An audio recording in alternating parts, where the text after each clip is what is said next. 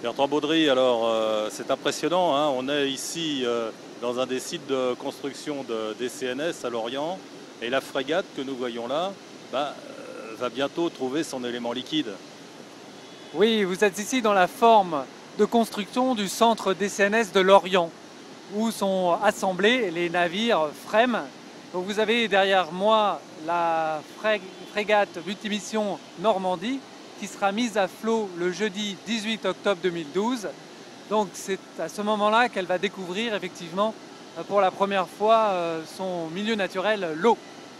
Alors, elle a été construite ici par éléments, c'est aussi très spectaculaire.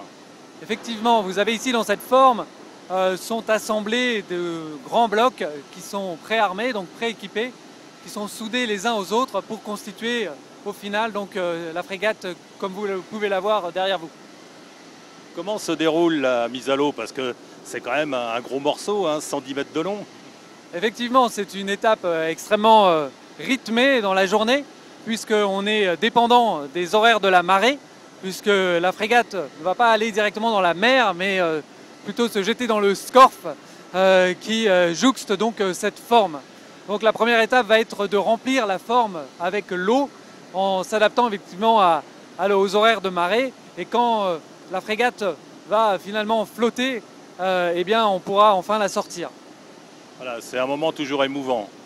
C'est un moment effectivement très émouvant pour tous les collaborateurs du site des CNS de Lorient qui contribuent aujourd'hui au programme des frégates FREMM. La première frégate a commencé en 2007 et la dernière frégate sera livrée en 2022.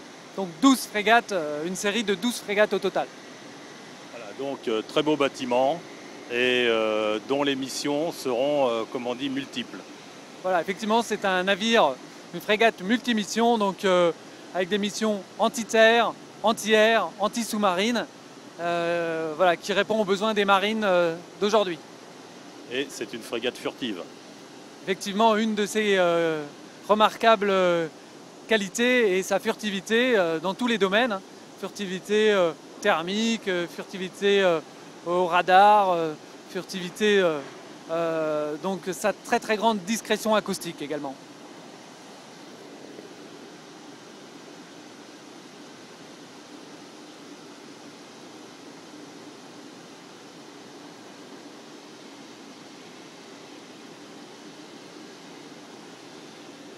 Voilà, une dernière vision à terre avant d'aller rejoindre la mer.